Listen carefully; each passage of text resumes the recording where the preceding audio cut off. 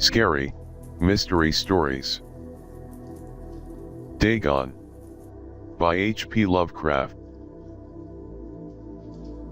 I am writing this under an appreciable mental strain, since by tonight I shall be no more penniless, and at the end of my supply of the drug which alone makes life endurable, I can bear the torture no longer, and shall cast myself from this garret window into the squalid street below. Do not think from my slavery to morphine that I am a weakling or a degenerate. When you have read these hastily scrawled pages you may guess, though never fully realize, why it is that I must have forgetfulness or death.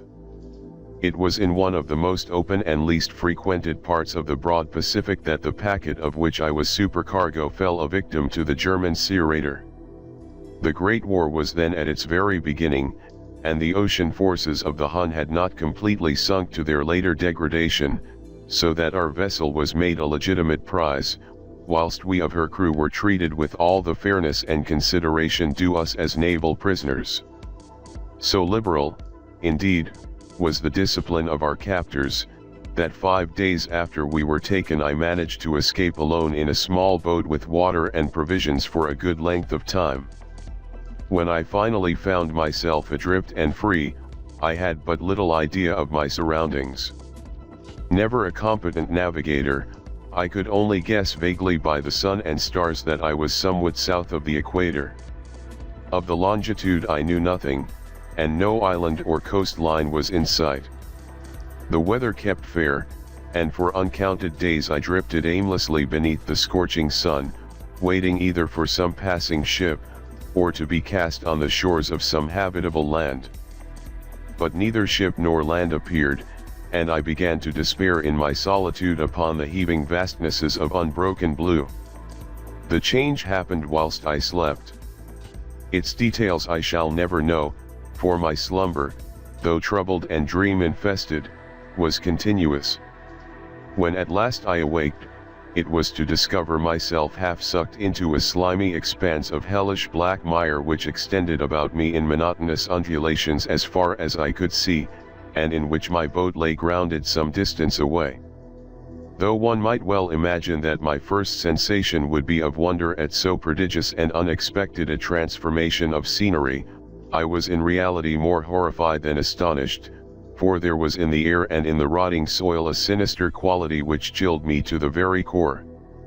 The region was putrid with the carcasses of decaying fish, and of other less describable things which I saw protruding from the nasty mud of the unending plain. Perhaps I should not hope to convey in mere words the unutterable hideousness that can dwell in absolute silence and barren immensity.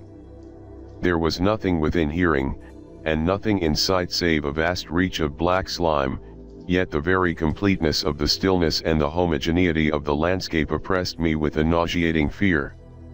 The sun was blazing down from a sky which seemed to me almost black in its cloudless cruelty, as though reflecting the inky marsh beneath my feet. As I crawled into the stranded boat I realized that only one theory could explain my position. Through some unprecedented volcanic upheaval, a portion of the ocean floor must have been thrown to the surface, exposing regions which for innumerable millions of years had lain hidden under unfathomable watery depths. So great was the extent of the new land which had risen beneath me, that I could not detect the faintest noise of the surging ocean, strain my ears as I might. Nor were there any seafowl to prey upon the dead things. For several hours I sat thinking or brooding in the boat, which lay upon its side and afforded a slight shade as the sun moved across the heavens. As the day progressed, the ground lost some of its stickiness, and seemed likely to dry sufficiently for traveling purposes in a short time. That night I slept but little, and the next day I made for myself a pack containing food and water, preparatory to an overland journey in search of the vanished sea and possible rescue. On the third morning I found the soil dry enough to walk upon with ease.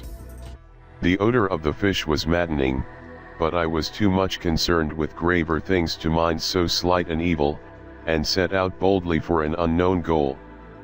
All day I forged steadily westward, guided by a faraway hummock which rose higher than any other elevation on the rolling desert. That night I encamped, and on the following day still traveled toward the hummock, though that object seemed scarcely nearer than when I had first espied it.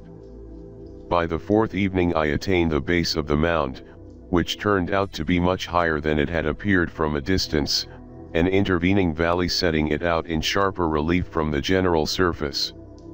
Too weary to ascend, I slept in the shadow of the hill. I know not why my dreams were so wild that night, but ere the waning and fantastically gibbous moon had risen far above the eastern plain, I was awake in a cold perspiration, determined to sleep no more.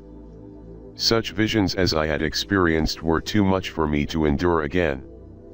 And in the glow of the moon I saw how unwise I had been to travel by day. Without the glare of the parching sun, my journey would have cost me less energy. Indeed, I now felt quite able to perform the ascent which had deterred me at sunset. Picking up my pack, I started for the crest of the eminence. I have said that the unbroken monotony of the rolling plain was a source of vague horror to me, but I think my horror was greater when I gained the summit of the mound and looked down the other side into an immeasurable pit or canyon, whose black recesses the moon had not yet soared high enough to illumine. I felt myself on the edge of the world, peering over the rim into a fathomless chaos of eternal night. Through my terror ran curious reminiscences of Paradise Lost, and of Satan's hideous climb through the unfashioned realms of darkness. As the moon climbed higher in the sky, I began to see that the slopes of the valley were not quite so perpendicular as I had imagined. Ledges and outcroppings of rock afforded fairly easy footholds for a descent, whilst after a drop of a few hundred feet, the declivity became very gradual. Urged on by an impulse which I cannot definitely analyze, I scrambled with difficulty down the rocks and stood on the gentler slope beneath, gazing into the Stygian deeps where no light had yet penetrated. All at once my attention was captured by a vast and singular object on the opposite slope, which rose steeply about 100 yards ahead of me, an object that gleamed whitely in the newly bestowed rays of the ascending moon. That it was merely a gigantic piece of stone, I soon assured myself, but I was conscious of a distinct impression that its contour and position were not altogether the work of nature. A closer scrutiny filled me with sensations I cannot express, for despite its enormous magnitude, and its position in an abyss which had yawned at the bottom of the sea since the world was young, I perceived beyond a doubt that the strange object was a well-shaped monolith whose massive bulk had known the workmanship and perhaps the worship of living and thinking creatures. Dazed and frightened, yet not without a certain thrill of the scientist's or archaeologist's delight, I examined my surroundings more closely. The moon, now near the zenith, shone weirdly and vividly above the towering steeps that hemmed in the chasm, and revealed the fact that a far-flung body of water flowed at the bottom, winding out of sight in both directions, and almost lapping my feet as I stood on the slope. Across the chasm, the wavelets washed the base of the cyclopean monolith, on whose surface I could now trace both inscriptions and crude sculptures. The writing was in a system of hieroglyphics unknown to me, and unlike anything I had ever seen in books, consisting for the most part of conventionalist aquatic symbols such as fishes, eels, octopi, crustaceans, mollusks, whales, and the like. Several characters obviously represented marine things which are unknown to the modern world, but whose decomposing forms I had observed on the ocean-risen plain. It was the pictorial carving, however, that did most to hold me spellbound. Plainly visible across the intervening water on account of their enormous size, were an array of bas-reliefs whose subjects would have excited the envy of a Dory. I think that these things were supposed to depict men, at least, a certain sort of men, though the creatures were shown disporting like fishes in the waters of some marine grotto, or paying homage at some monolithic shrine which appeared to be under the waves as well. Of their faces and forms I dare not speak in detail, for the mere remembrance makes me grow faint. Grotesque beyond the imagination of a Poe or a Bulwer, they were damnably human in general outline despite webbed hands and feet, shockingly wide and flabby lips, glassy, bulging eyes, and other features less pleasant to recall. Curiously enough, they seemed to have been chiseled badly out of proportion with their scenic background, for one of the creatures was shown in the act of killing a whale represented as but little larger than himself. I remarked, as I say, their grotesqueness and strange size, but in a moment decided that they were merely the imaginary gods of some primitive fishing or seafaring tribe, some tribe whose last descendant had perished eras before the first ancestor of the Piltdown or Neanderthal man was born. Awestruck at this unexpected glimpse into a past beyond the conception of the most daring anthropologist, I stood musing whilst the moon cast queer reflections on the silent channel before me. Then suddenly I saw it. With only a slight churning to mark its rise to the surface, the thing slid into view above the dark waters. Vast, Polyphemus-like, and loathsome, it darted like a stupendous monster of nightmares to the monolith, about which it flung its gigantic scaly arms, the while it bowed its hideous head and gave vent to certain measured sounds.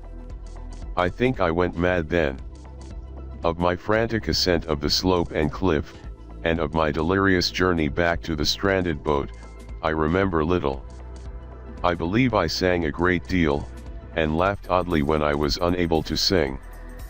I have indistinct recollections of a great storm some time after I reached the boat. At any rate, I know that I heard peals of thunder and other tones which nature utters only in her wildest moods.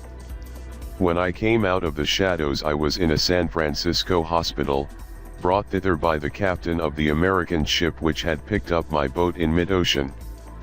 In my delirium I had said much, but found that my words had been given scant attention. Of any land upheaval in the Pacific, my rescuers knew nothing, nor did I deem it necessary to insist upon a thing which I knew they could not believe. Once I sought out a celebrated ethnologist, and amused him with peculiar questions regarding the ancient Philistine legend of Dagon, the fish god, but soon perceiving that he was hopelessly conventional, I did not press my inquiries. It is at night, especially when the moon is gibbous and waning, that I see the thing. I tried morphine, but the drug has given only transient surcease, and has drawn me into its clutches as a hopeless slave. So now I am to end it all, having written a full account for the information or the contemptuous amusement of my fellow men.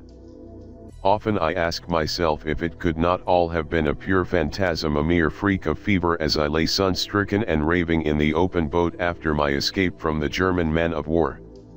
This I ask myself, but ever does there come before me a hideously vivid vision in reply. I cannot think of the deep sea without shuddering at the nameless things that may at this very moment be crawling and floundering on its slimy bed, worshipping their ancient stone idols and carving their own detestable likenesses on submarine obelisks of water-soaked granite. I dream of a day when they may rise above the billows to drag down in their reeking talons the remnants of puny, war-exhausted mankind, of a day when the land shall sink, and the dark ocean floor shall ascend amidst universal pandemonium. The end is near. I hear a noise at the door, as of some immense slippery body lumbering against it. It shall not find me. God, that hand. The window. The window.